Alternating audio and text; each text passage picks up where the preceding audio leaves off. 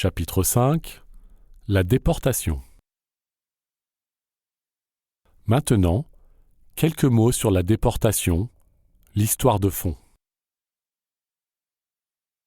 Les premiers prisonniers arrivèrent avec la première flotte en 1788. Les derniers débarquèrent finalement à Fremantle en 1868. Au cours de ces 80 années, environ 165 000 hommes, femmes et enfants ont été transportés vers les colonies australiennes, une migration forcée de masse.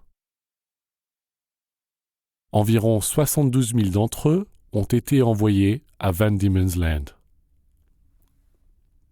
L'idée populaire selon laquelle l'Australie n'était qu'un dépotoir pour les criminels britanniques est, plus ou moins correcte, mais bien trop simpliste. Prenons un moment pour considérer l'ensemble du tableau. La Grande-Bretagne était en pleine révolution industrielle, une période d'importants bouleversements sociaux à la suite desquels rien ne serait plus jamais pareil. De plus, les changements dans l'agriculture signifiaient qu'un large nombre de personnes vivant dans une société majoritairement rurale et agricole allaient se diriger vers les villes à la recherche de travail, ce qui, pour beaucoup, n'existait tout simplement pas. Cette migration soudaine vers les villes entraîna une surpopulation massive, entraînant saleté et misère, maladies inévitables, pauvreté écrasante et, par conséquent, une vague de criminalité sans précédent. Le vol et le larcin devinrent un moyen de survie. Si l'on était pris, les conséquences étaient terribles. Plus de 220 crimes étaient passibles de la peine de mort, et les prisons britanniques ne pouvaient être décrites que comme des poulaillers surpeuplés. L'une des solutions était la déportation. Et les prisonniers déportés pouvaient être très utiles. Une main-d'œuvre contrainte qui travaillait à établir et à construire les colonies. Ils défrichaient le terrain, préparaient le sol pour ainsi dire. Cela était particulièrement vrai pour la Nouvelle-Galles du Sud et Van Diemen's Land. La possession de la Nouvelle-Galles du Sud et Van Diemen's Land donnait aux Britanniques une présence nécessaire dans l'hémisphère sud, facilitant le commerce précieux à travers les régions de l'Asie du Sud-Est et élargissant leur empire en concurrence stratégique et financière avec les Néerlandais et les Français, les autres superpuissances. Il y avait aussi l'espoir que ces nouvelles colonies compensèrent quelque peu la perte des colonies américaines. Les crimes typiques menant à la déportation étaient des larcins ou des vols mineurs et généralement, la majorité de ceux qui étaient déportés avaient des condamnations antérieures.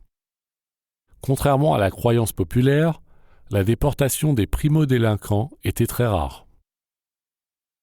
Quelques exemples de prisonniers qui se retrouvaient à Port Arthur incluent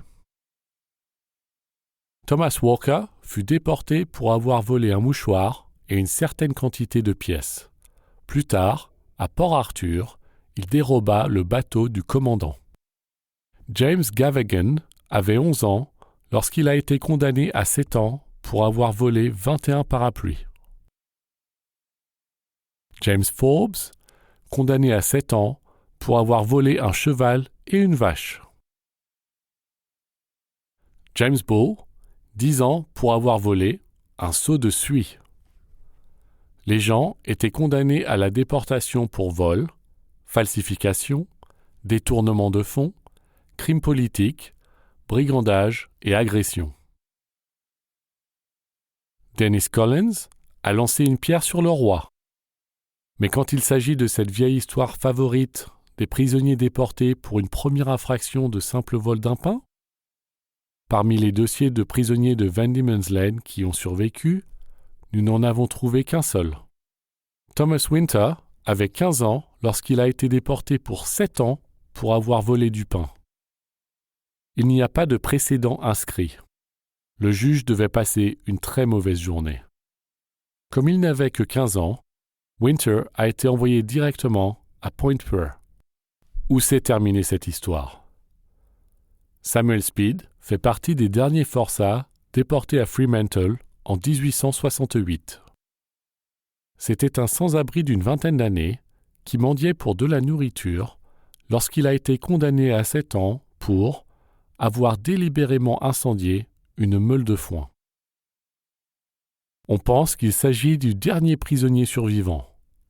Sam avait presque 90 ans quand il est mort en 1938, 150 ans après l'arrivée de la première flotte, et seulement 1 an avant le début de la Seconde Guerre mondiale.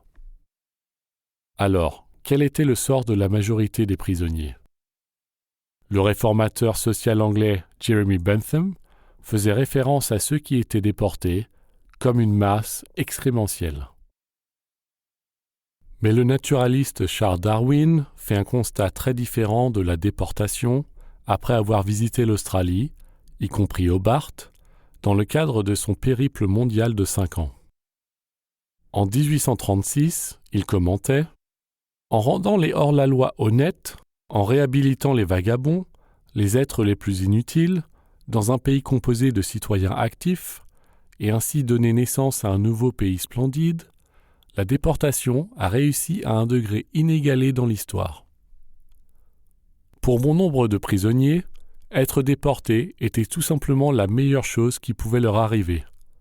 Les prisonniers de Port Arthur n'en faisaient cependant pas partie.